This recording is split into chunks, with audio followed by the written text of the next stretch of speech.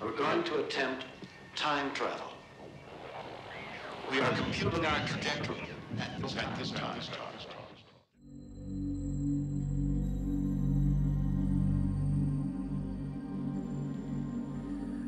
Well, the way we experience time is though it's just something right here, and there's no past and no future. The present is just always here.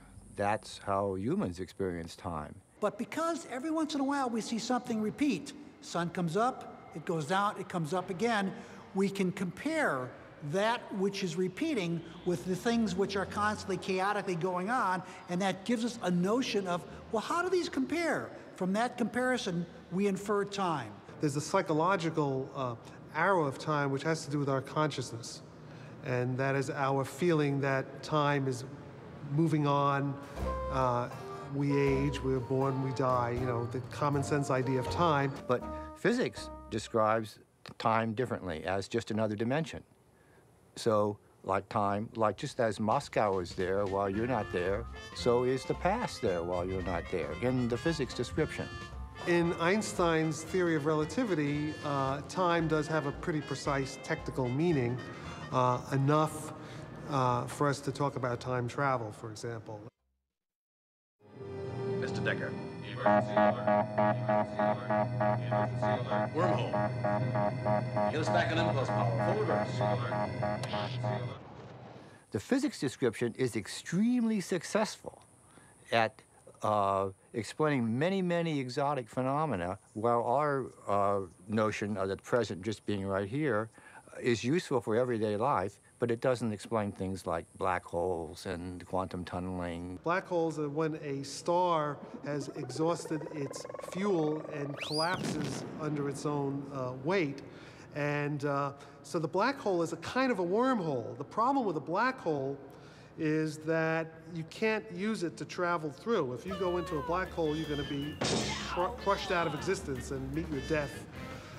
And so what you want is a kind of benign black hole which doesn't crush you when you go into it, and that's what the Stargate wormhole is about. And what happens is with the wormhole, there's an alternate connection.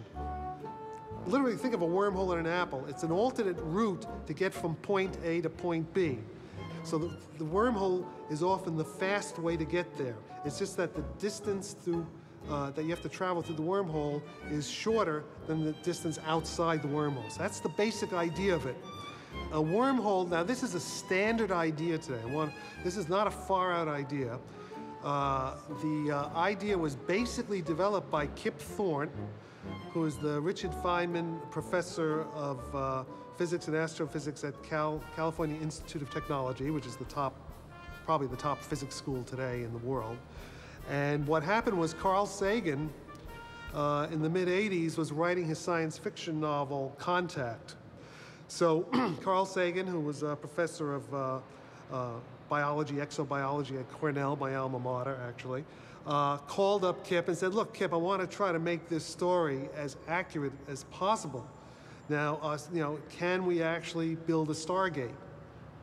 A wormhole is kind of like a Stargate. It enables you to get from one part of the universe to a distant part of the universe basically instantly, and perhaps even travel into the future and into the past. Kip Thorne started thinking, well, is it really possible to do this? Yes, you can do it within Einstein's theory of gravity. That's what all physicists use today, is what's called general relativity. It's also called geometrodynamics, in which the fabric of reality is space-time itself. Space is unified with time. It forms a kind of like, almost like a fabric, if you want. And the fabric can be crumpled or bent, folded. The clincher, the problem with all this, is that to make a Stargate, or wormhole, we call it traversable wormhole, Stargate, means the same thing. You need a special kind of what they thought was matter. You need what's called exotic matter. Okay, and nobody really knows how to make this stuff until maybe recently. That's what my theory's about. That I may have stumbled into a way to make the exotic matter that Kip Thorne needs to plug into his equations of Einstein to make the Stargate actually work.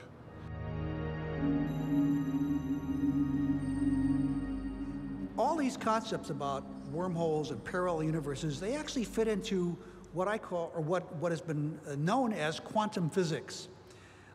Because in relativity theory, we had the idea that wormholes could connect alternate realities, alternate universes. In quantum physics, we have the idea that these alternate universes all come into being at once, simply by the act of an observation of any observing conscious being. And suddenly all the possible outcomes that could possibly occur pop in all at the same time. What quantum theory does is makes the observer all important.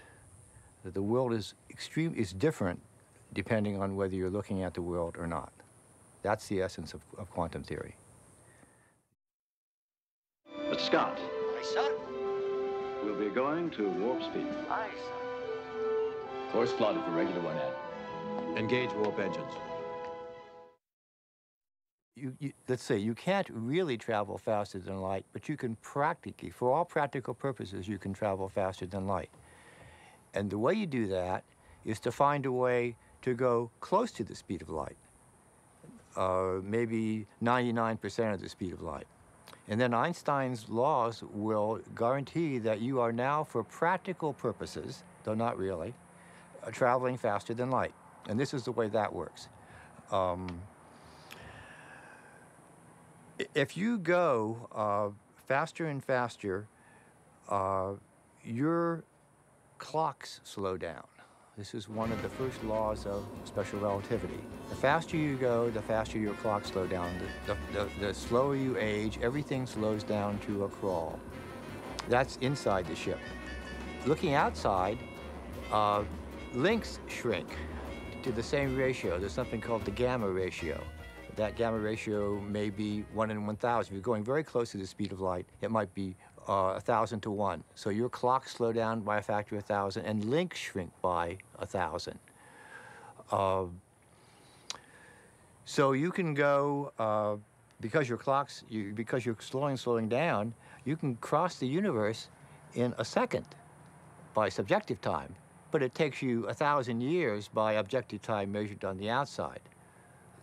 So to you inside, you've traveled much, much faster than light. Well, everyone outside says, no, they didn't. They took 1,000 years. But, and it's true for them, the outsiders, you did take 1,000 years, but for the insiders on the ship, you took 1 second. So when you get out there, you've traveled 1,000 times the speed of light. But when you get back, no one's there on Earth because 1,000 years have passed and all your friends have died. You have returned to an Earth 1,000 years in the future. You have traveled to the future, a future that ordinarily you would not have access to. You would have died in 100 years. So you can travel, even with modest improvements in our technology. They could put you in a spinning centrifuge that traveled a fraction of the speed of light, and you will age very slowly. Get out of that centrifuge, you'll be 1,000 years in the future. It's kind of a Rip Van Winkle machine. That's possible with modest increases in our technology to travel to the future and wake up 1,000 years from now, as long as they kept the machine running. On Vulcan, I began sensing a consciousness from a source more powerful than I have ever encountered. Thought patterns of exactingly perfect order. Could we build a device, a kind of a machine, a quantum machine, that maybe if we could hook it up and design it properly, would enable us to time travel in some way? If we could, how would it do that? And what kind of machine would this have to be? There's something called quantum computers. These are computers in which the elements of the computer work by the laws of quantum physics directly observable by the user of this computer. Quantum computers, ordinary computers, do operate by the laws of quantum physics, but we don't have access to that. All we're interested in is that bit better be a 0 or it better be a 1. I don't want any maybes. Quantum computers is a world of infinite maybes, which pop into 0s or 1s depending on how we tend to observe them. If we could build such a thing called a quantum computer, it would be possible then, I think, to use it as a kind of an amplifier. in which we might be able to actually affect the past. Possibly we might amplify our thoughts in such a way that the past, which we remember, might be flipped or transformed or changed in such a way that we don't have that past anymore.